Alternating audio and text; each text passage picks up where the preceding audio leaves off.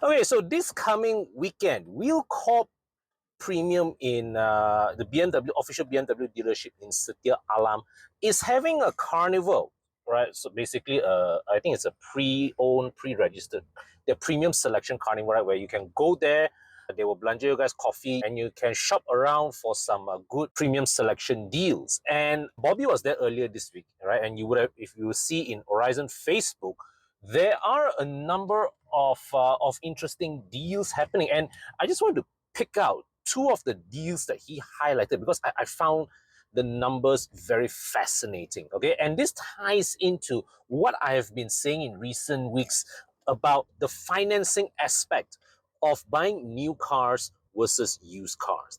Okay, so you see, the thing with my message is very simple.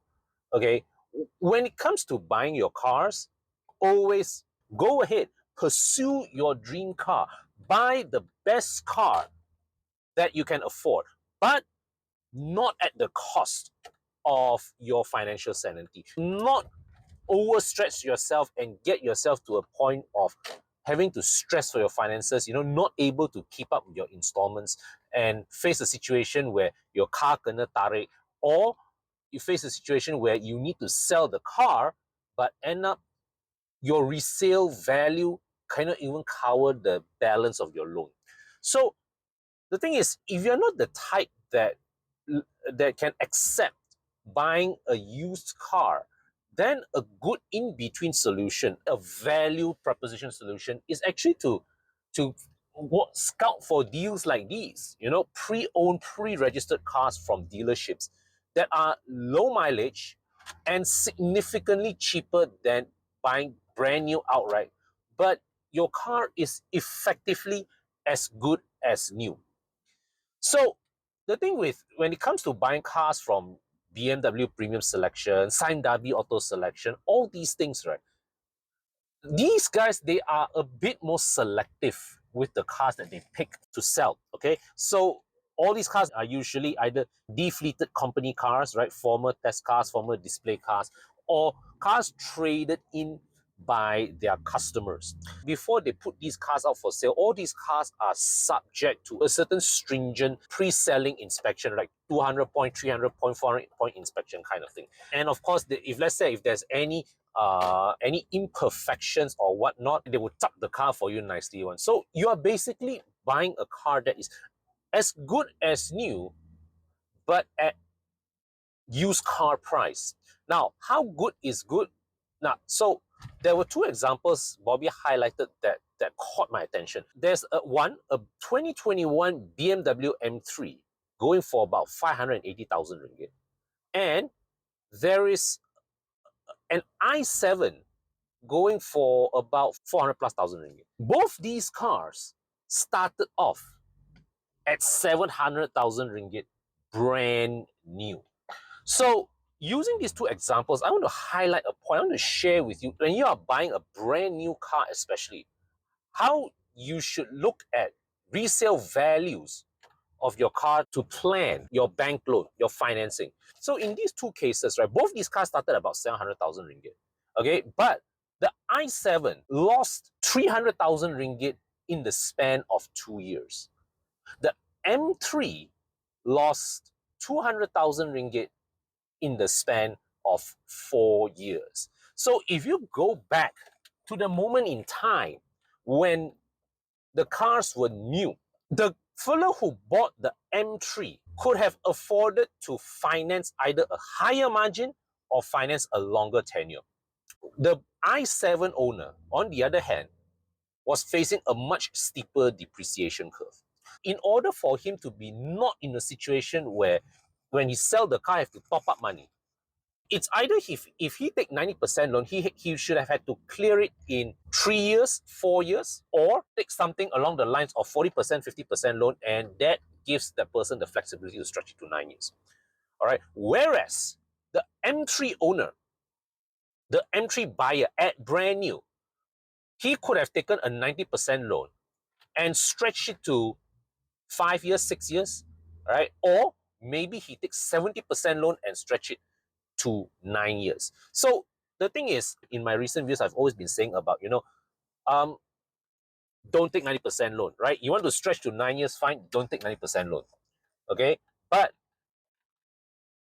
the thing is, if you really must take 90% loan, then what I would say is try to pay it off faster.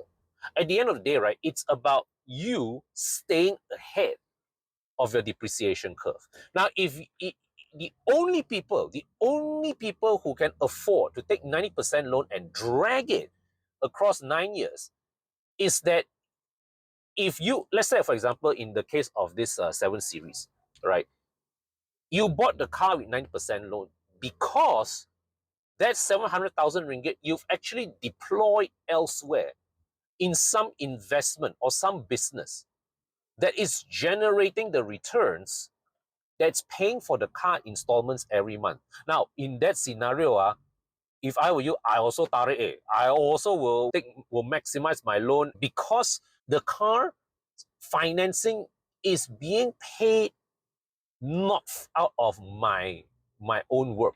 Now, how to do that? That one is not a topic from my channel. What I can say is that if you have some sort of passive income that is able to pay for this car, regardless whether you work, then yes, by all means, you can go ahead and take that 90% loan.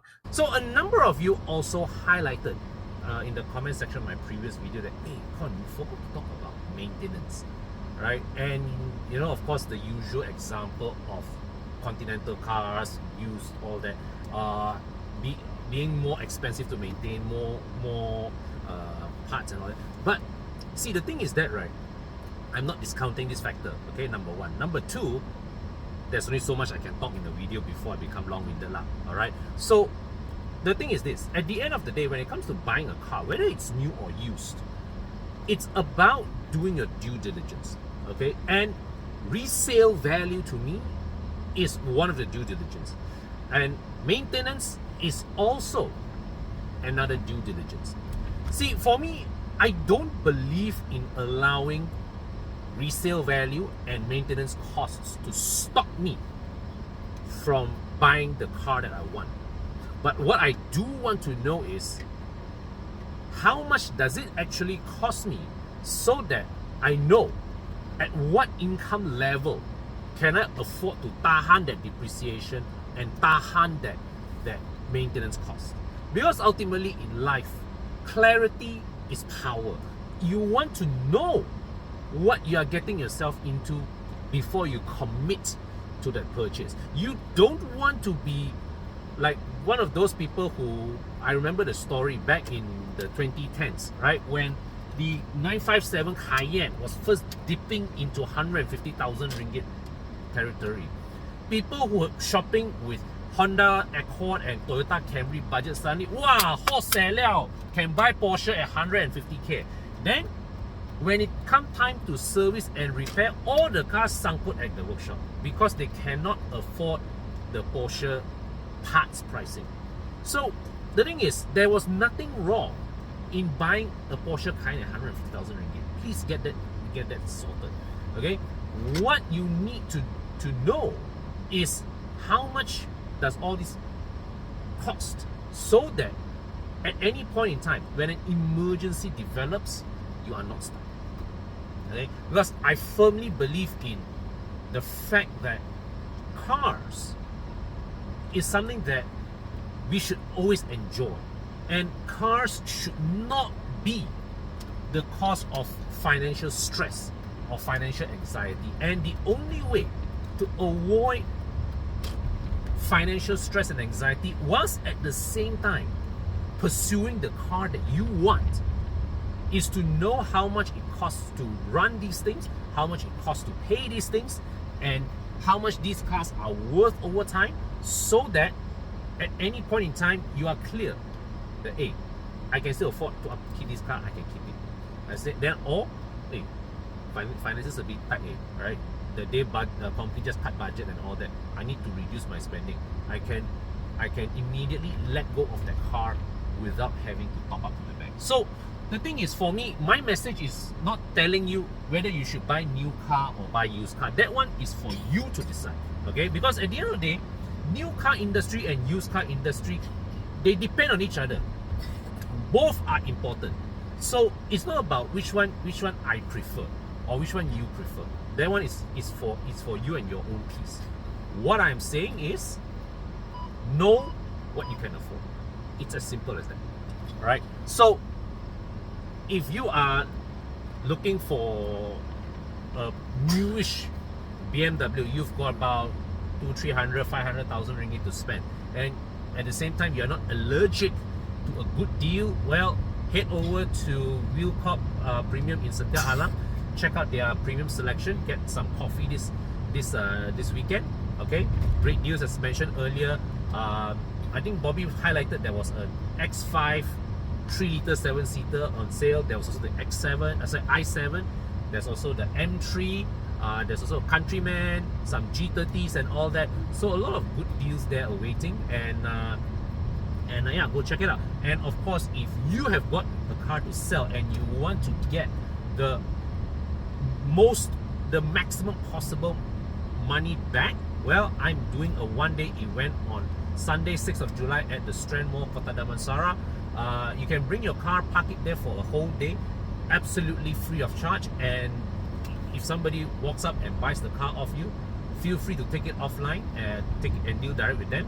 But of course, if you need optional services such as pre-event detailing, make your car look nicer, you want a pre-event 200-point inspection that can be arranged, if you need help after the sale with Puspakom, with JPJ name transfer, maybe even your buyer need to take bank loan, well, help is available for you on the spot. All right, so fill in the form in the description section below if you are interested to